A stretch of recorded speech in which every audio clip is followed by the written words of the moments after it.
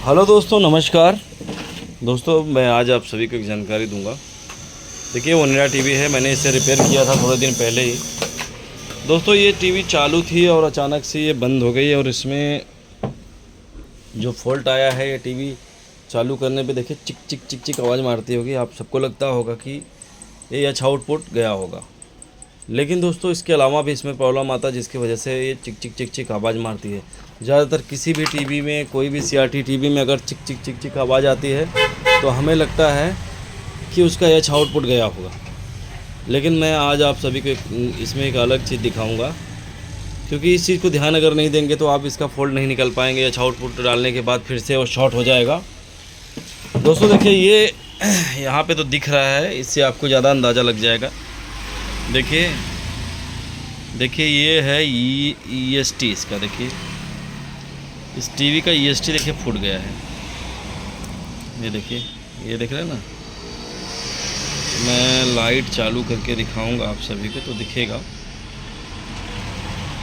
देखिए, यहाँ पे दिखता होगा थोड़ा थोड़ा कि यहाँ का जो EST है, देखिए ये फूट गया। देखिए यहाँ पे ध्यान से देखिए, दिख रहा है दोस्तों। EST कभी कभी क्या होता है ना अच्छा, EST इस तरीके से फूट जाना या ख़राब हो जाना दो तीन वजह से होता है।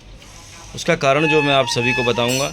जैसे कि ये EST है, अगर इसको हम पानी से धोकर तुरंत अगर धूप में सुखा देंगे और धूप में सुखाने के बाद तुरंत अगर हम चालू कर देंगे तो भी, अगर सर्किट कभी कभी वॉश करते हैं ना हम, सर्किट वॉश करने के बाद तुरंत धूप में डाल के तुरंत हम सुखा देते हैं गरम गरम, तो कभी ऐसा नहीं करना चाहिए दोस्तों।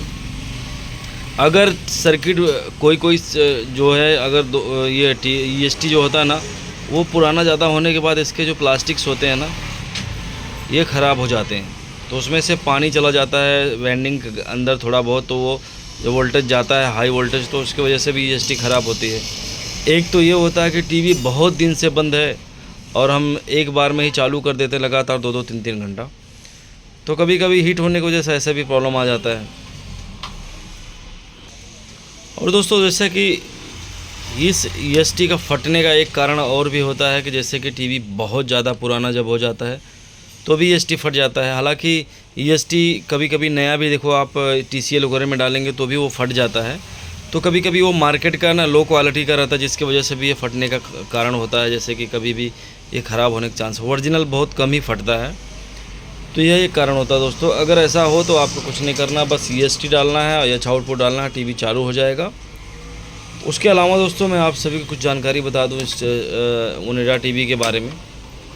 अगर ओनिडा टीवी में ऐसे लाइन आ रहे, जैसे देखे होंगे कभी कभी, तो EH लाइन आता है और EH लाइन कभी आएगा जाएगा और हम IC डाल के परेशान हो जाते हैं, फॉल्ट निकलता नहीं है।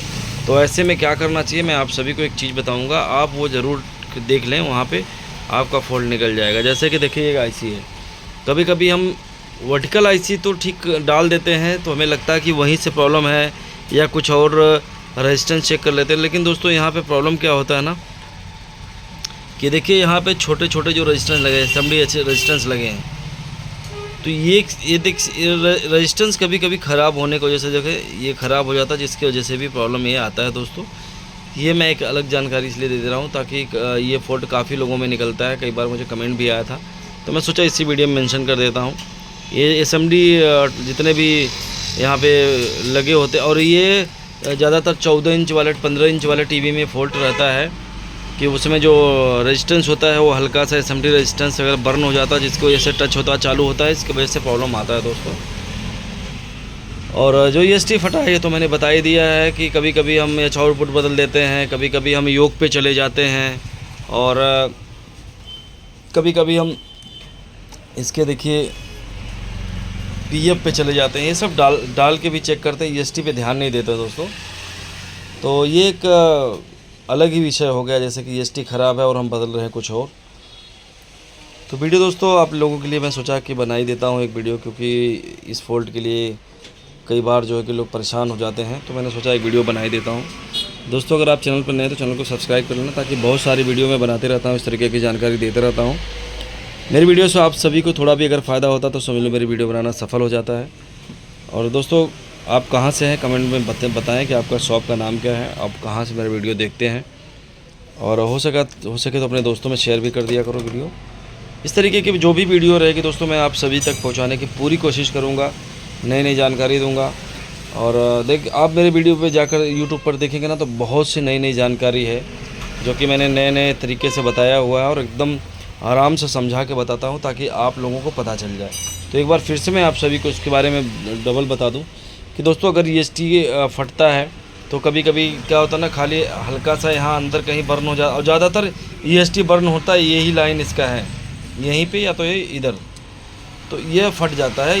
ये पता नहीं चलता है, अगर थोड़ा बहुत अगर फटता है तो पता नहीं चलता, तो हम आउटपुट और EPF या तो हम योग बदलने लगते हैं दोस्तों। तो वहाँ वो नहीं करना है, सबसे पहले योग को बाहर निकाल के चालू करना है या आउटपुट निकाल लेना है। या आउटपुट निकालने के बाद आपको फिर से चालू करके देखना है, तो देखेंगे टुक टुक टुक टुक आवाज़ आएगी। अगर या आउटपुट डाल के भी देखेंगे तो भी आएगा। तो दोस्तों ये चेक कर लेना कि EST कहीं फटा तो नहीं है। तो इस तरीके से आप फॉल्ट को निकाल सकते हैं।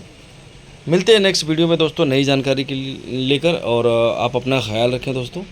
और अगर आपसे रिक्वेस्ट है, अगर चैनल को सब्सक्राइब नहीं किया तो प्लीज़ कर लेना। चलिए मिलते हैं दोस्तों।